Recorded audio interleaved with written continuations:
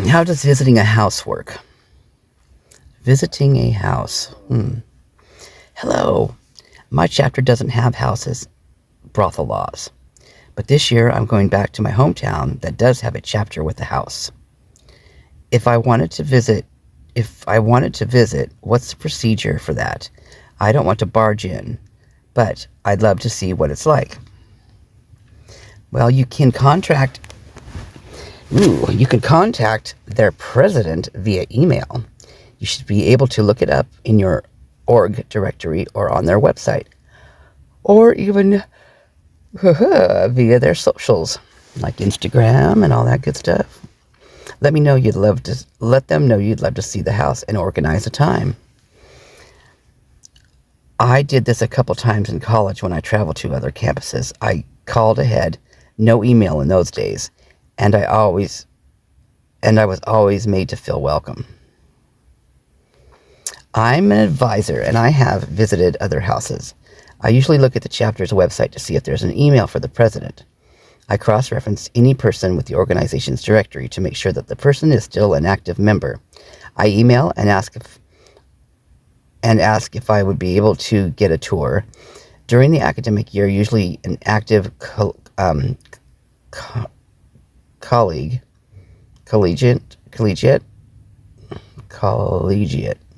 member will give a tour. During summer months, it could be a live-in house manager / mom. So you probably don't know where my head's going with this one, but I'm going to tell you right now. Is Cindy Barnhart a madame? And is Emma following in her footsteps? Just saying. I'm just talking what's in my head, that's all.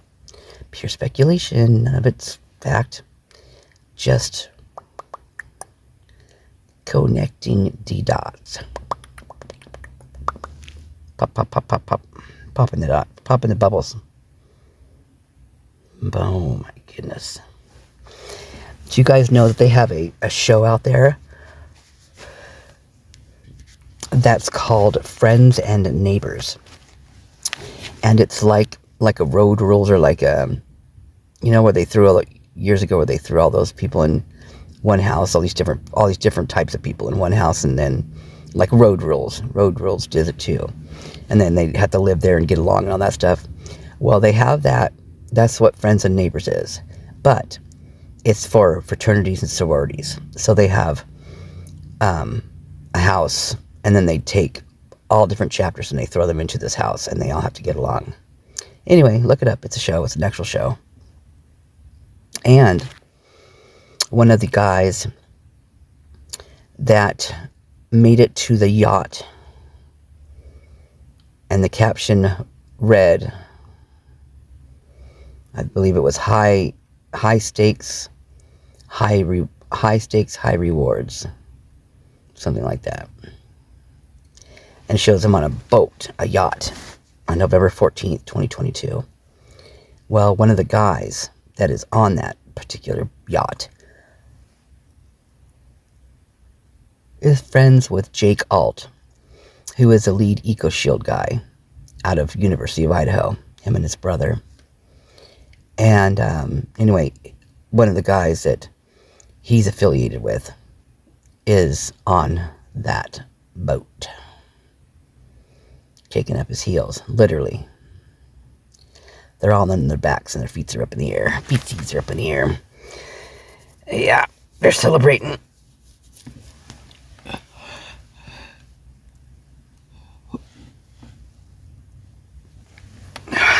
Sorry, that was a good stretch. Okay.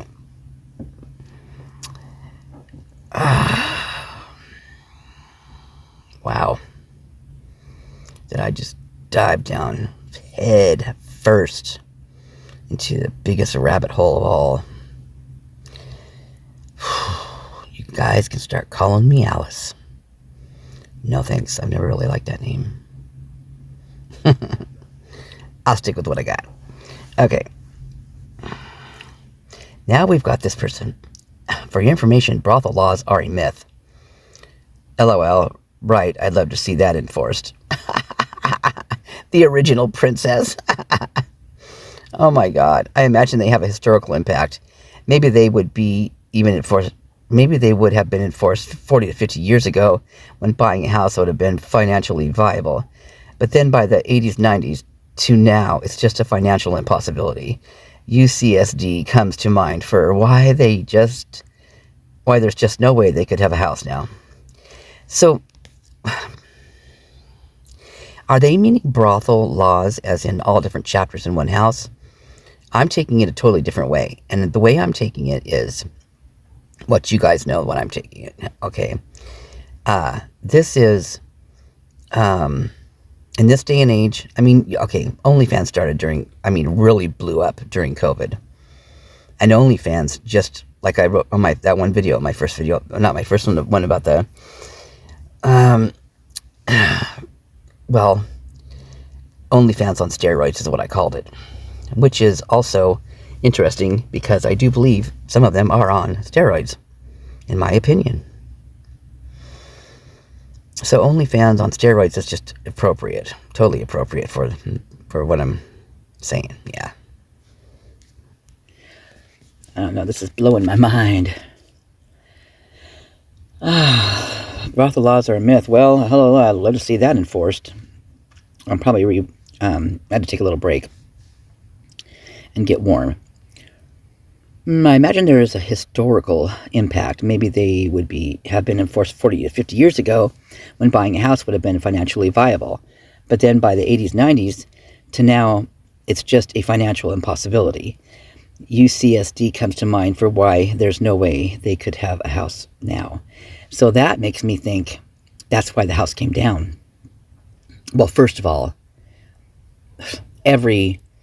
not everyone, but, good darn portion of the men's DNA is in that house from years and years. Not just, this semester or whatever.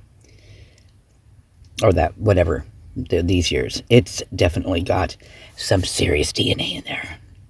Can you imagine? I wonder who's got the most DNA in there. I wonder why they brought green in when they did. Just some questions in my head. So, back in the day, when Green's daddy was buying and selling houses, it was more, feasible to do something like this. But then as years, went on and on, then, it got less and less attractive, which is unusual because I'm sure they make a lot of money. Now, these satellite houses, they call them, these off-campus houses, I'm sure that they double for other things. Like A.R. Hayes was telling a thing that they do with houses where they'll buy a house and then they'll rent out the rooms just to, regular, I guess, people renting the rooms. And then they'll keep one room for their rugs, you know what I mean, with the D in front. Or whatever they need it for. And that actually protects the house. So, that room, in my opinion, that wasn't rented out, well, it was rented out, but not the way all the other rooms were rented out. See, good vibes, good times, good grief. That sign wasn't just any sign. That sign, well, basically that sign said open, but it was written in a different way. And in my opinion, I've been wanting to do a video on this from the time I first saw it because it just seemed unusual to me. And that was the wreath on the door. It's not like a Christmas wreath, anything like that. It's just a wreath on the door. That's got little teeny weeny, well, it's got all different sizes of balls on it. If you think about it, it's a wreath with a bunch of different balls on it. And then, of course, a wreath, there's a round circle in the middle, right? So you've got a circle surrounded by balls. A hole surrounded by balls is what you've got.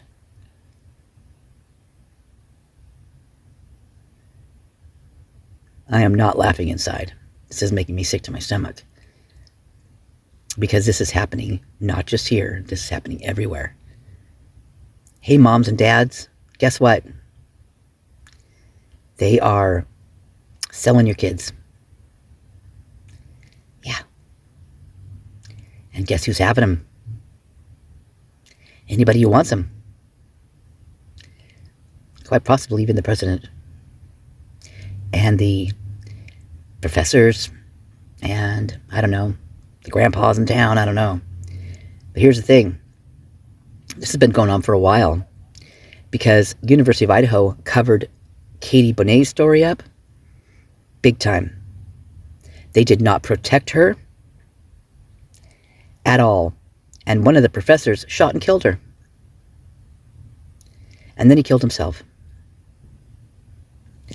And the University of Idaho swept it under the rug. And guess who did a story on it? A very good story, by the way. None other than Caden Young. Caden Young was a big advocate for this, which tells me that Caden Young was on the girls' side, the girls that wanted out.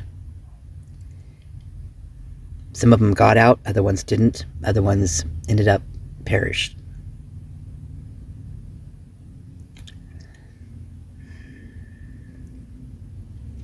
And of course, Ethan had to go, because you can't have a guy, you can't have a tomcat in a cat house. It just doesn't work that way. Especially since Emma runs that house. She's Madame Butterfly, I believe. And the one above her, none other than the one who's making the, let's see, the noise complaints.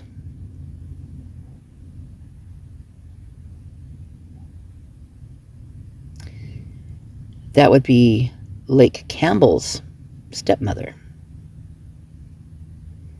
You know, the one that teaches all the girls to, oops, sorry, I had to grab a muffin. That teaches all the girls to put on that pretty red lipstick and arch their backs as far as they could get it. They learn how to do the splits. They learn how to smile and agree and give it up.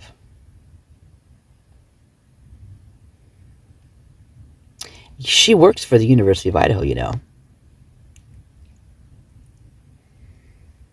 They've got their own on-campus instructor, so to speak. Their coach. A cat coach. Isn't that special?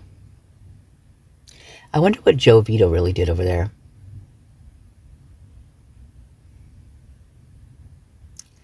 You know, the photograph of him that I first put up on there when I found out he was working for the University of Idaho was, he was a picture of, like, I guess the classes or whatever he instructed, which wasn't anything in my opinion. Not that I'm saying that these guys that I'm going to tell you about aren't worthy of anything, but I'm saying that what I think he did was, he was like an usher, like he was a glorified usher. Like he, you know, well, he directed people where to go. Like he would walk them to these places or show them where around or whatever. That's what I think he was. But the people, the guys and the girls that were in this picture of what, you know, when it showed that he had just been hired, were, in my opinion, Christian Yenna, Gabriel, as well as several other men and women of different nationalities, from different countries. Some of them were actually some of them were born there or from there, I know. It says that Christian Yenna went to Pullman High School, so anyway, But that's where he was instructed to go. That's what his job was. His job was to take care, in my opinion, his job was to take care and make sure that they didn't talk. Because Christian Yenna's name's all over the place. And now Gabriel's is too. Now, if you don't know who those guys are, Christian Yenna was the guy that was named in the Pullman police report as being the black guy that came out of the apartment where Kopacka was shot. Christian Yenna also owns in pictures, there's lots of pictures of him walking the dog. It is a black and white border collie, and the dog, there's the University of the Frat guys do dog pictures all the time. Like there's dogs, cats, pet pictures, I guess. And that dog's always in there, always in those pictures. And there's lots of pictures of that guy, Christian Yenna, allegedly Christian Yenna is what it says, walking the dog on Linda Lane. Now, the guy that came out of the room with the dog, that looked just like the same dog that Christian had, he told the police officer, the female, that his name was Gabriel. But all the other guys around referred to him as Christian Yenna. Like the guys that, the one that called the 911, Jordan Baker, which ironically is the same freaking name as the girl that allegedly Kaylee was going to have as a roommate when she got down to Texas. None other than Jordan Baker, who was also allegedly a barista at Dutch Brothers. But then again, who else was a barista down there? Let's see. None other than number 9 from Grub Truck. That would be Colby Poe or Pow or whatever. P-E-U-G-H, I think is how I spell his last name, Colby. He was also a barista at Dutch Brothers. And then you've got Hayden Villa wearing a Dutch Brothers sweater. And those were probably pretty spendy sweaters, I would think. The one with the black eye and the protruding forehead and the soon-to-be, well, swelling as a cop was talking with him, his nose. I'm sure I would love to see pictures of him the next day. I bet you he had some serious black eyes. He probably was messed up. Yeah. Yet he did it 3 weeks ago is what he told the cop. Bullshit. And then he has the nerve to come up in my comment section and tell me I'm fucking crazy. Really? Because he looks a little crazy to me. But anyway, I smiled and I said, hey, look, everybody, it's Hayden's. Everybody say hi to Hayden. Because that was a stupid move, Hayden. In fact, that was a really stupid move. I don't know if you're still at the university or if you were at the time, but I bet you would have gotten in trouble for that one. Because that's not, come on, Sigma Chi, they got rid of all 2 years prior to these murders. They just took those things down. Now they're starting to trickle back in here and there. But they took them down, especially both the Davids. And that was before the 4chans came out, by the way.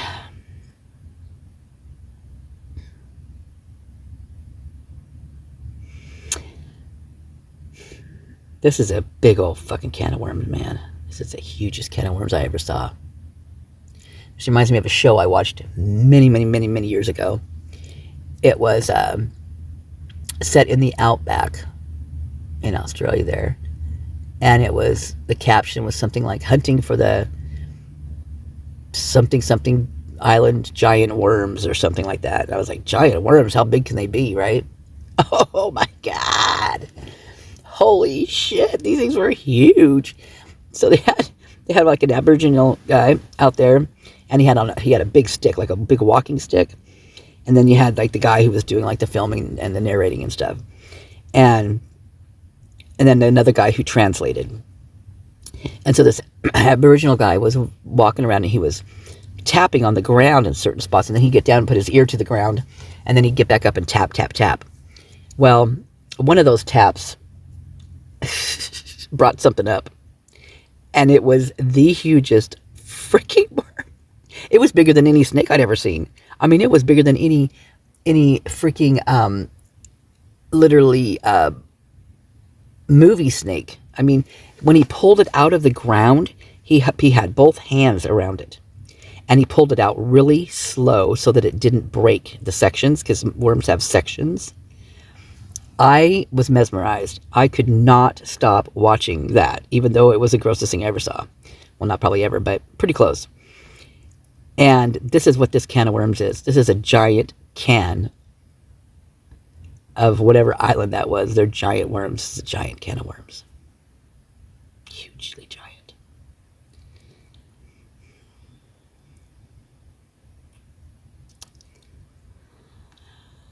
So that house was originally Scott Perky's house, who is a registered ex-offender, right?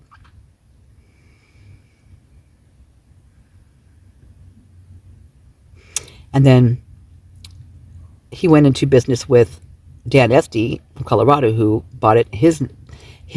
Oh my God, this just dawned on me. Holy crap, you gotta be kidding me.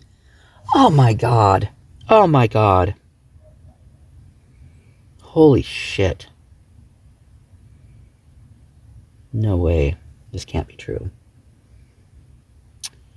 Scott Perky's company is called Small World Software. It's still, the business address is still 1122 King Road, Moscow, Idaho. Although the mail probably goes to a post office box. But I'm sure something gets mixed up in there every once in a while, right? Maybe Kaylee found something like that. Because there was a letter sent. Wasn't it Steve or somebody? There was a letter that they needed to pick up, or whatever it was. What did that letter say? What was that letter all about, I wonder? Well, we'll never know. I mean, I'm sure we'll never ever know. It probably will never get out. But when I looked up Small World Software months and months and months ago, when Lana brought it up, it took me to some really crazy places. There was one app that was something about Appaloosa girls. It was girls was spelled with a Z on the end, so they could get away with certain things. Now that's a way to get away with certain things, so you pass by certain obstacles if it was actually spelled the GIRLS. And I'm trying to think of what it was called. It was something about it. Well, anyway, it was an app for these girls, and this app brought you all different places. I mean, I looked a bunch of this stuff up, and some of it was really kind of cool, and other stuff was very unusual and could have been definitely taken. Like one of them was how to build your own camera box, or your own light box or something like that, which is cool. Light boxes are cool. I use those when I did my eBay stuff. But this was a little bit different. There was a different scenario behind it. So Small World Software, when Scott Perky lived in that house on King, and he moved out to Appaloosa, and this is this app, something Appaloosa, something anyway. So that's how I found my first connect to horses. Now, just because he lived on Appaloosa Road or Drive or whatever doesn't mean that he's into horses. But that's how I got the connect I did to horses, to Steiner Road, which is always in the reports, right? But I'll have to go into that later, if I can even get this one out. So, so you've got Small World Software, which is about girls, right? You've got Dan Esty. Well, you think about Etsy, the app Etsy, and what does it do? Well, pretty much it sells women's clothes and women's stuff online, right? So it sells women online. So you've got that connection with his name. Then you've got the name of his real estate company, which is Bluebird Real Estate Company. Well, when I was little, I was in Bluebirds and Campfire Girls and stuff. In fact, I even sang in Expo 74, the World's Fair in Spokane, through the Bluebirds, because I was picked to sing and dance. We auditioned and I got to pick whichever one I wanted to do, and thank God I picked singing, because the girls that were dancing that day were dropping like flies. It was so hot out there. God, felt so bad for them. But anyway, you got the Bluebirds. Now, we also won a slogan, our troupe, we had to do a slogan for the Bluebirds, and so ours was the red, white, and Bluebirds. And we won for that one, which is pretty cool. But when I thought of Bluebirds, I'm thinking, well, Etsy, women sell, and then you've got Bluebirds. What are those? Them's the little girls. Them's the littlest ones under Campfire Girls, or there's brown. I don't know how it really. I forgot how it goes, but they're the young girls in this Campfire Girl type thing. Damn it! When Kaylee mentioned something to her dad about trafficking, Steve, you should have listened a little bit harder. You shouldn't have let her walk out that door without sitting her down and getting everything out of her. Because her mentioning that to you was her wanting to talk about it.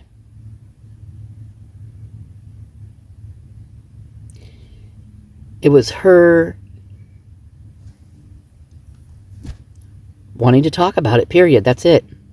Whether it was just talking about it or doing something about it, whatever it was, but I'm pretty sure she was doing something about it. And why would all those girls be so upset? Why would those girls be acting like that? Well, because Kaylee and those guys were tapping into their money situation. If they got told on, then where was all that great money going to come from?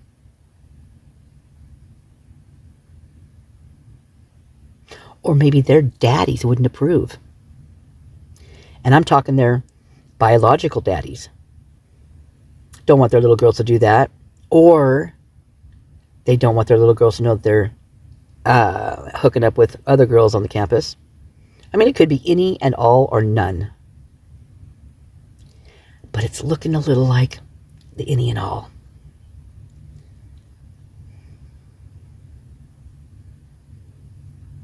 And for Christ's sakes, you know dang well the president of that university doesn't want this getting out. Same reason they relocate people that have passed away in the frat houses with overdoses and whatnot. Same reason they relocate them to a different area. Put them in a car, take them somewhere else, take them out of the frat house and put them face down in a creek, a couple inches deep. Or put them underneath a bridge where they freeze to death.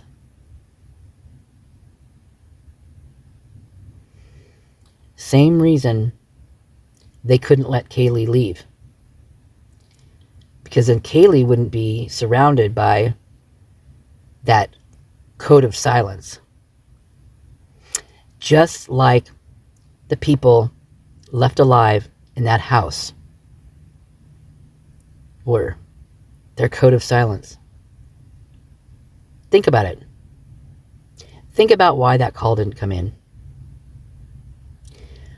Well, there's that whole thing that they have to sign anyway for calling, like the president of the chapter or whatever before you call 911. But then you add the off-campus funhouse onto it, and you got a whole other bag of giant worms. And a wreath hanging on a door with a hole in the middle surrounded by balls of all sizes. Have you guys ever seen that photograph of,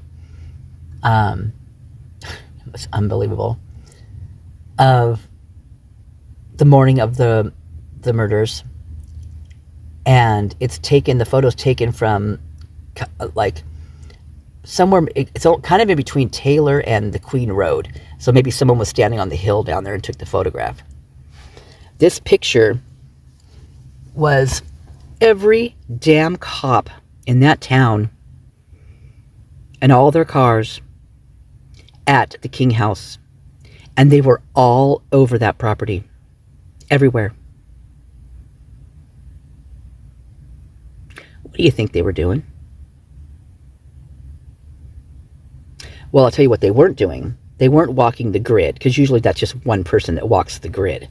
And you don't contaminate any of the other areas. I can't say that word today. Contaminate any of the other areas. You walk the grid and you look for evidence, for signs, for footprints. You do it slowly, methodically, without a bunch of freaking noise in your head, a bunch of other cops walking around. Oh. Or frat and sorority people around.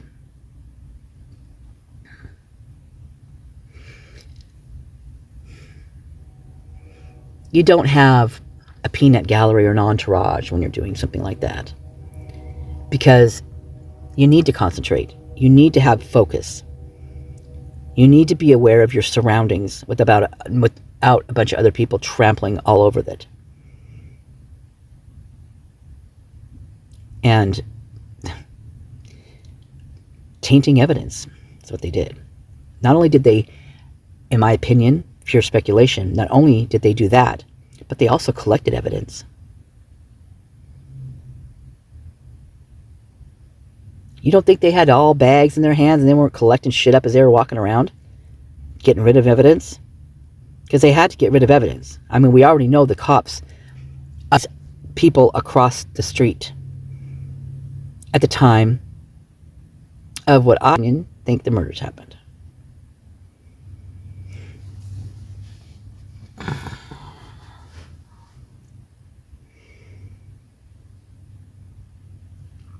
Wow.